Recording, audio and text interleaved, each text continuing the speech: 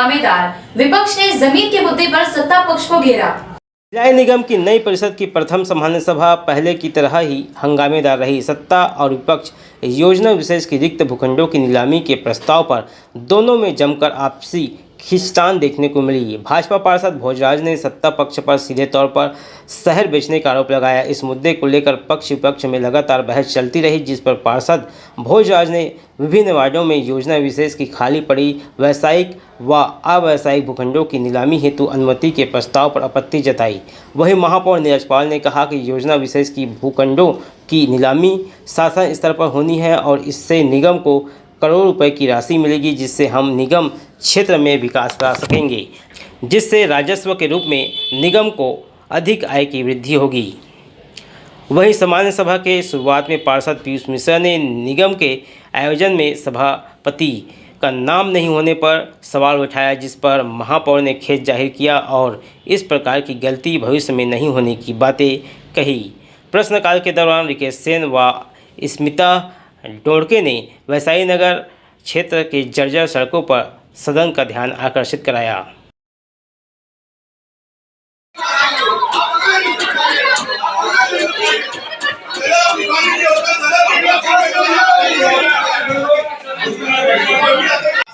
पास हो जाएगा और नहीं करेगी तो नहीं होगा।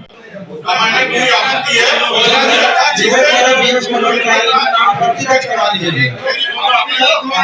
दूसरी बात 5 करोड़ रुपए की बात हो रही है कि वो नगर निगम में रहना चाहिए कि राज्य शासन में रहना चाहिए। ये कोई पहला कार्यकाल नहीं है, इसमें खड़ा है। और नगर निगम इसमें सबसे महत्वपूर्ण ये है कि जिस तारीख को प्रशासक ने निर्णय किया है उसका उल्लेख किया जा रहा, उस दिनांक को नगर निगम भिलाई में प्रशासक की नियुक्ति नहीं हुई थी। 2020 में प्रशासक थे ही नहीं और प्रशासक के निर्णय से प्रभावित करके नगर निगम की सामान्य सभा में प्रस्ताव को लाया गया और प्रस्ताव को बहुमत के आड़ में विषय थे और तीनों पे चर्चा हुई और पिछले कार्यकाल में इसको महापौर परिषद से स्वीकृति जब प्रस्ताव शासन से आ गया था और शासन ने जब अधिकार दे दिया था, तो ये महापौर परिषद में इस पर चर्चा होने के बाद इस प्रस्ताव को फिर से भेजा गया था, जिसमें शासन ने आयुक्त अपने कलेक्टर महोदय को इसके लिए नीलामी के लिए अधिकृत भी किया। विपक्ष का सवाल है कि 200 पक्ष विपक्ष में लगातार जमीन बिक्री के मुद्दे पर छिड़ी बहस के बीच सत्ता पक्ष ने अपने बहुमत के आधार पर सभी एजेंडों को पारित करा दिया। प्रभात टीवी के लिए योगेश वर्मा की रिपोर्ट।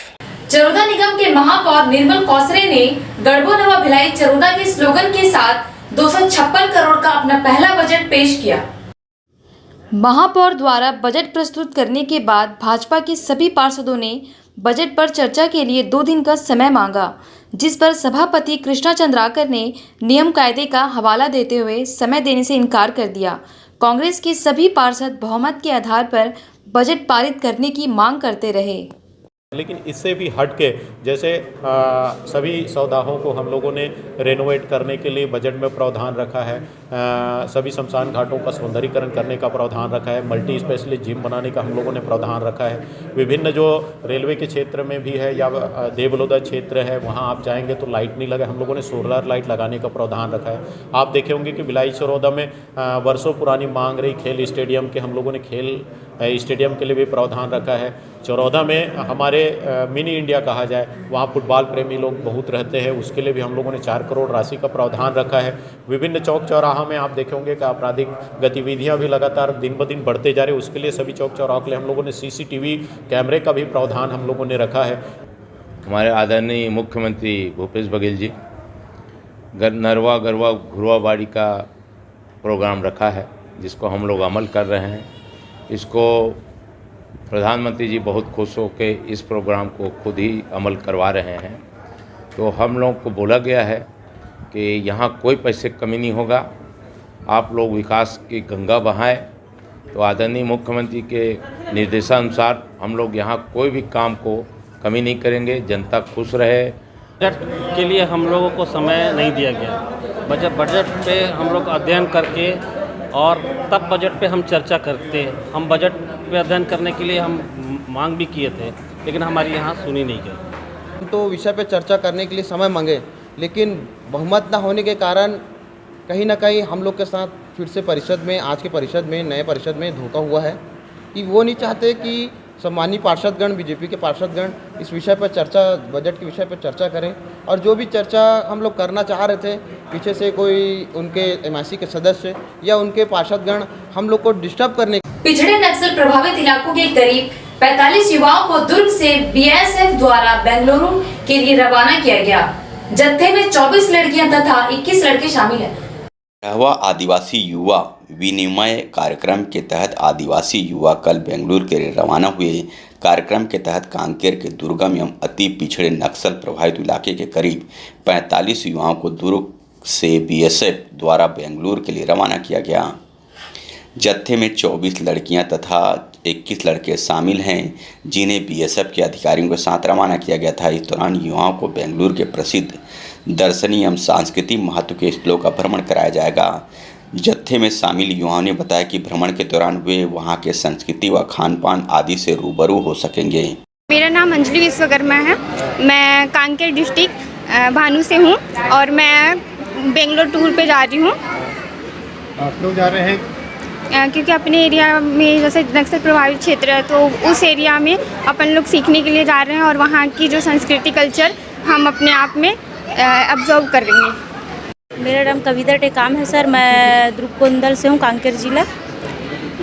और हम लोग अभी बेंगलोर जा रहे हैं टूर पे।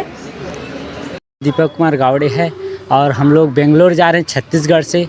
और हम लोग देखेंगे कि वहाँ पे कल्चर किस तरह से हैं, लोग रहते हैं, रहन सहन, और किस तरह से उनका खेती बाड़ी है, धंधा बिजनेस किस प्रकार से उसको देखेंगे और आके अपने गांव में अपने लोगों को बताएंगे कि दूसरे स्टेट के लोग। मेरा नाम कोमल हुसैंडी है। मैं नेहरू युवा केंद्र कांकेर का वॉलंटियर हूँ, राष्ट्रीय युवा वॉलंटियर।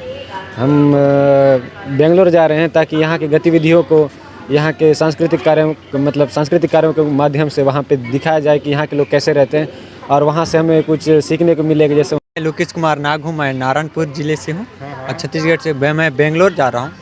वहाँ की सब वहाँ के कल्चर के बारे में जानना है और अपने कल्चर के बारे में वहाँ बताना है कि अपने ज़िले के कैसे कल्चर में रहते हैं, रहन सहन, और वहाँ के कल्चर के बारे में भी हमें जानकारी लेना है। वहीं सीमा सुरक्षा बल के एएसआई हरिश्चंद ने बताया कि आदिवासी विनिमय कार्यक्रम के तहत प्रतिवर्ष जनजाति क्षेत्र के बच्चों को विभिन्न प्रदेशों का भ्रमण कराया जाता है, जिससे वह एक दूसरे के खान पान, रहन सहन एवं कामकाज आदि से रूबरू हो सके।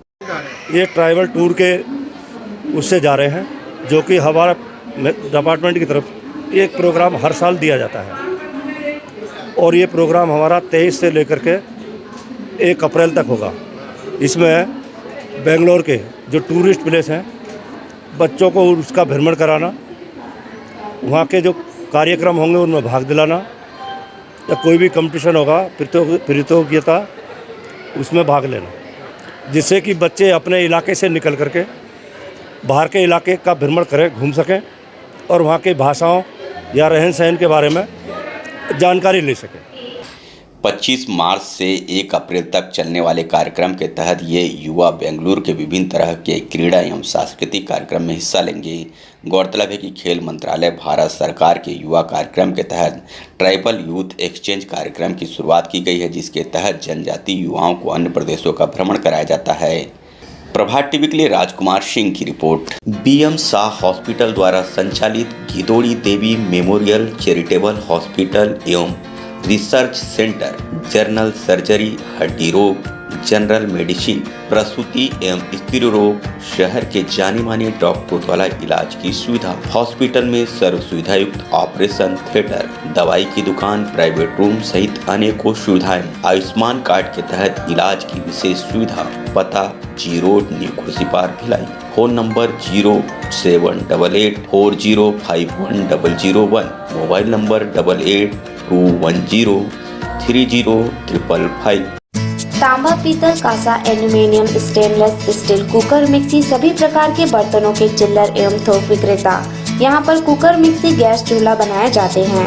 अनुराग मेटल शॉप नंबर 10, नेहरू भवन road, Supela, Bhilai. Mobile number 9827187008।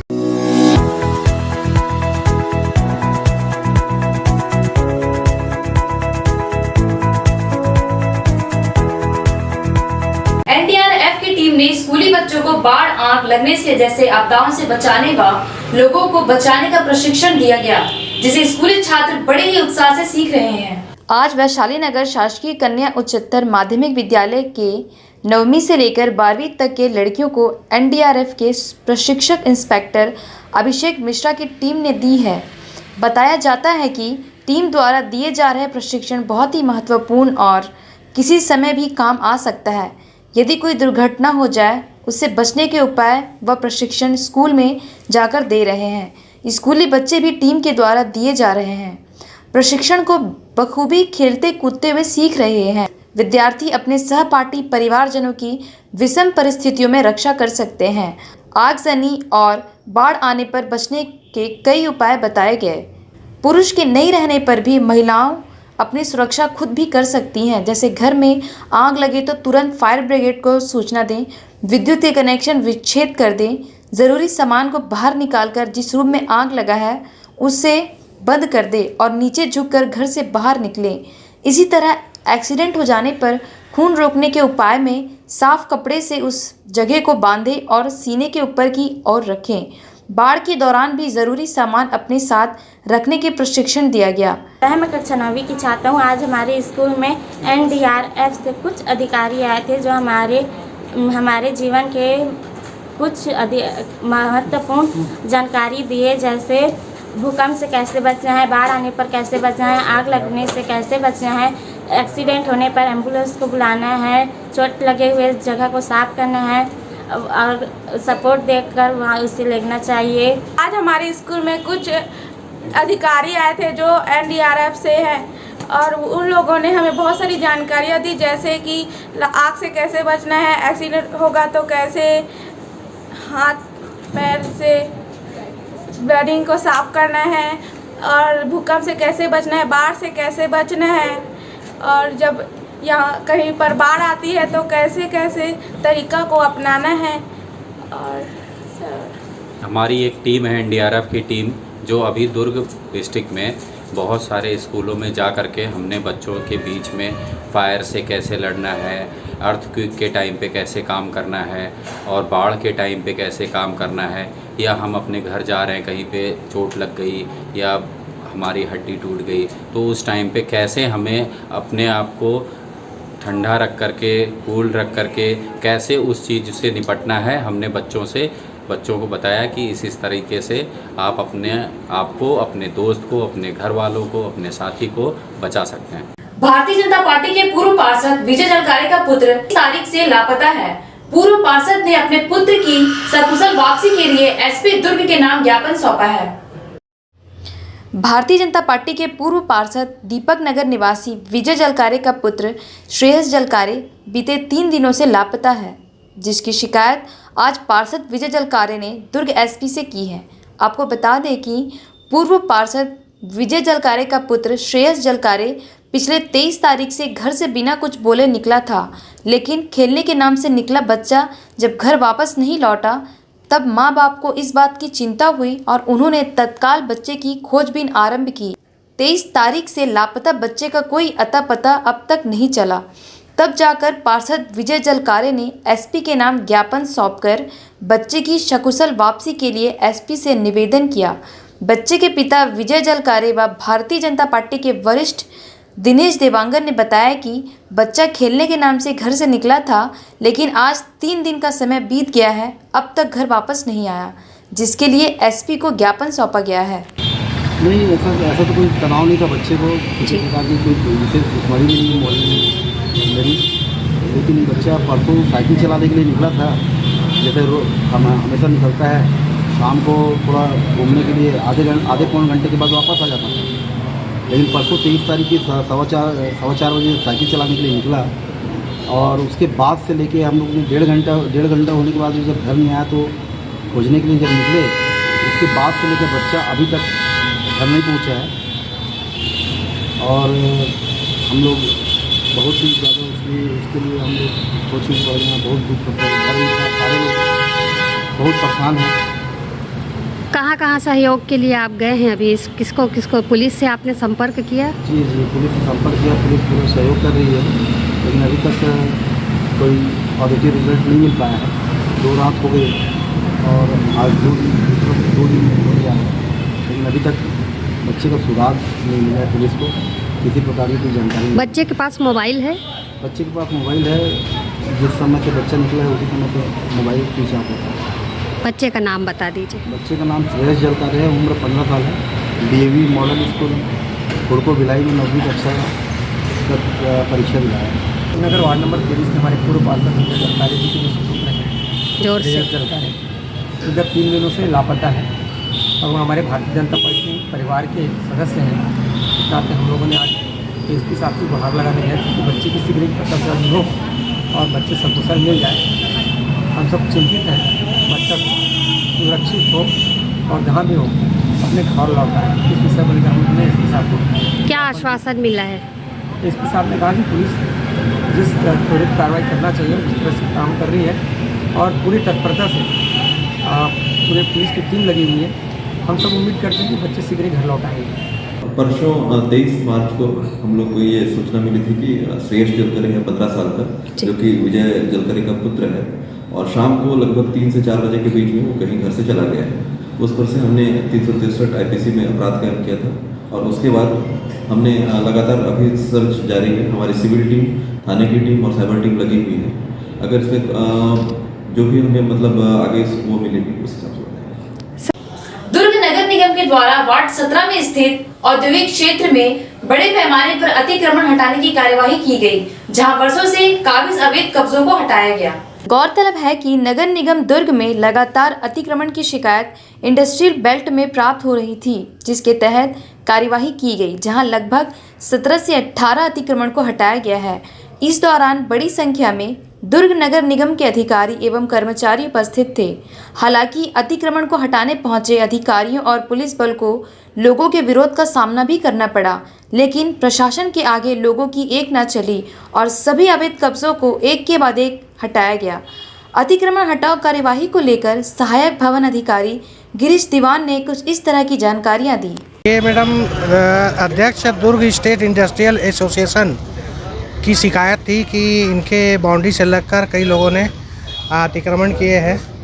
तो ये लगभग 17 लोग का अतिक्रमण था, जिसको आज नगर निगम, पुलिस प्रशासन और जिला प्रशासन, कार्यपालिक मजिस्ट्रेट की उपस्थिति में और पूरे इसमें बहुत विरोध का सामना करना पड़ा, अंततः हटा लिया गया। किसी का कोई पट्टा नहीं था, सबका 95% लोग का तो जो रोड के इस पार घर था और इस पार जो है वो अपना अवैध कब्जा जमाए थे, तो किसी को बेघर नहीं किया गया, सबका घर था पहले से। कांग्रेसियों ने वैशाली नगर के प्रथम युवा कांग्रेस अध्यक्ष दुर्गेश ताम्रकर के जन्मदिन को धूमधाम से मनाया। भिलाई के कांग्रेसियों ने एक अच्छी परंपरा की शुरुआत की है। कांग्रेस की राजनीति से जुड़े हर छोटे बड़े सभी पदाधिकारियों और कार्यकर्ताओं के जन्मदिन पर खास आयोजन कर सभी कांग्रेसजन एक जगह एकत्र होकर केक काटकर मनाते हैं। इसी परिप्रेक्ष्य में गुरुवार को वैशाली नगर के प्रथम युवा कांग्रेस के अध्यक्ष दुर्गेश ताम्रकर के जन्मदिन को कांग्रेसजनों ने बड़े हर्षोल्लास के साथ मनाया।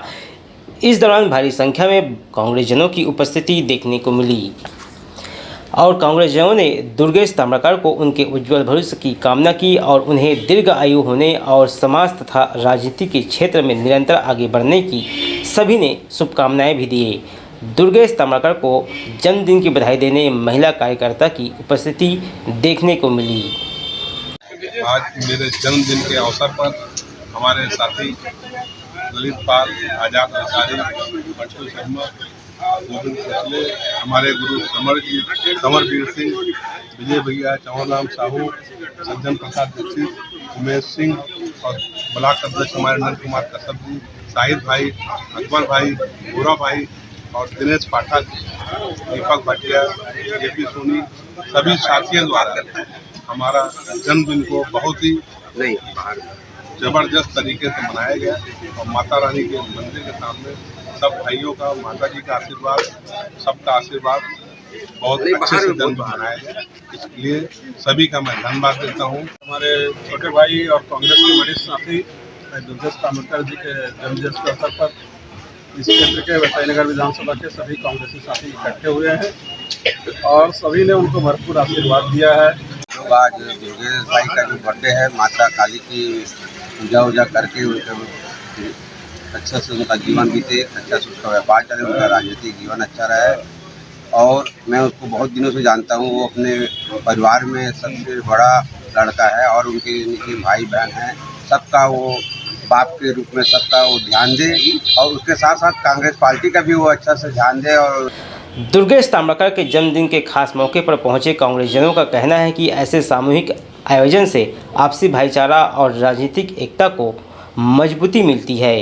प्रभात टीवी के लिए योगेश वर्मा की रिपोर्ट।